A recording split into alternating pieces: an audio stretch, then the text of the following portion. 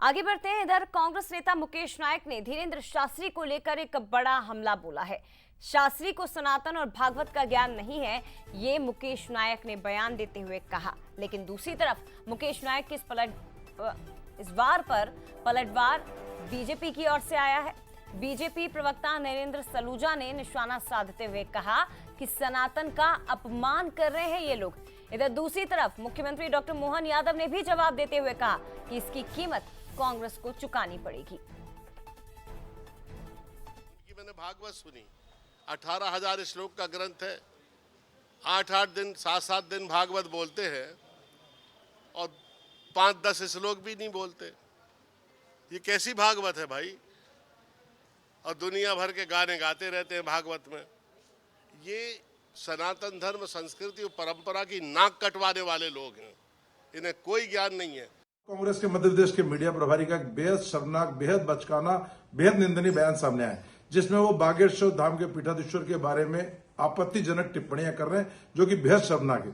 वे उन्हें उचक्का बता रहे हैं और कह रहे हैं कि उन्हें भागवत का ज्ञान नहीं। मजमा लगा लेते हैं, 1000 लोगों को बिठा लेते हैं, भागवत सुनाते हैं। वो भागवत कथा का भी मजाक उड़ा रहे हैं और उनके पिताजी के बारे में भी बेहद शर्मनाक टिप्पणी कर रहे हैं।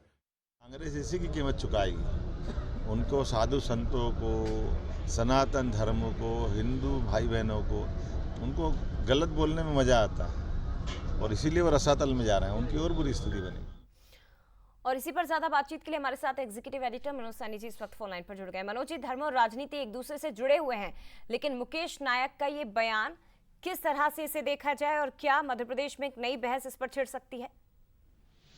निश्चित रूप से नई बहस छिड़ने का मौका ही दे दिया है मुकेश नायक जी ने। हालांकि वो बुंदेलखंड से खुद भी आते हैं और जो अंदाज उनका था वो ये कह रहे थे कि बुंदेलखंड में जिस तरह की बात बाबा करते हैं उनको उचक्का कहा जाता है। लेकिन जब उचक्का हम लफ्ज का इस्तेमाल करते हैं या कहीं अपने आप में चर्चा में देखते हैं तो फिर कई जगह उसकी चर्चा दूसरी तरह से हो जाती। तो मुझे लगता है वो बड़ी बात कह दी। और दूसरा, पिता को लेकर जो बयान दिया उन्होंने, उनके पिता को लेकर, तो निश्चित रूप से इसको तो अच्छा नहीं माना जाएगा, जैसा भारतीय जनता पार्टी का लगातार आरोप है। लेकिन बहुत समझदार है मुकेश नायक भी, वो अपने तरह से बात करते हैं, वो खुद भी भागवत करते, राम की कथा करते।